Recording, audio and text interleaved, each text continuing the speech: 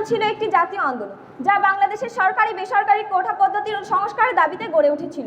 2024 সালের 5 জুন বাংলাদেশের হাইকোর্ট কোটা পদ্ধতিকে অবৈধ ঘোষণা করার পর এটি একটি নতুন রূপ পায় এবং দেশের বিভিন্ন বিশ্ববিদ্যালয়ের শিক্ষার্থীরা বৈষম্য বিরোধী ছাত্র আন্দোলনের নেতৃত্বে এর বিরুদ্ধে প্রতিবাদ করতে শুরু করে। এই আন্দোলনের মূল লক্ষ্য ছিল দীর্ঘদিনের প্রচলিত কোটা ব্যবস্থার সংস্কার। 2018 সালে এর সূচনা হলেও 2024 সালে হাইকোর্ট রায়ের পর এই আন্দোলন তীব্র আকার ধারণ করে।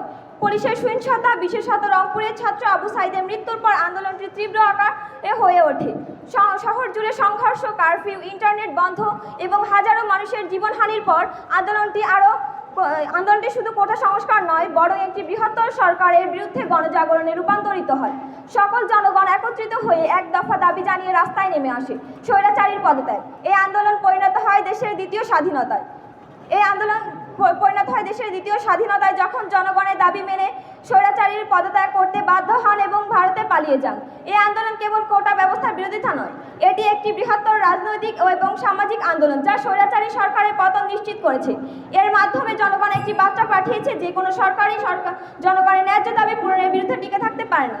পরিশেষে বলা যায় যে জুলাই বিপ্লব 2024 আমাদের শিখিয়েছে সাহসী আন্দোলন এবং সকল স্বৈরাচারী মনোভাবের শাসকদের কঠোর বার্তা দেবে যে জনগণের একতার কাছে স্বৈরতন্ত্র কিভাবে পরাজিত হয়। ধন্যবাদ।